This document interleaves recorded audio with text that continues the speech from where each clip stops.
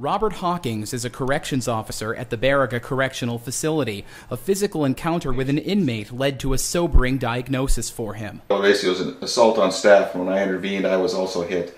And from that point on, I started having headaches, and a follow-up CT for looking for bleeding actually had an accidental find of hopefully a benign brain tumor. He turned to Marquette General Health System and the Mayo Clinic in Minnesota. Neurologists at Mayo told him he should have an open craniotomy, where the skull is cut wide open and the brain is lifted before the tumor is removed. But there's more advanced procedures out there, and one of them is called a keyhole approach, where they make a small incision and remove the tumor endoscopically. The tumor is vacuumed out through an incision near an eyebrow. Robert learned about the keyhole approach on his own over the internet. He found a physician at the Skull Base Institute in Los Angeles who's performed the procedure thousands of times. Well, it's a little off the beaten path. There's actually many places that do this, but this man has been doing it for the longest, and he's had over 4,500 patients. Robert will be in the hospital for 2 days. He'll be returning home after 5 days, and he should be able to return to work in about 2 weeks. Where if I went through an open craniotomy, which is what Mayo recommended, I would be in the hospital in intensive care for 5 days,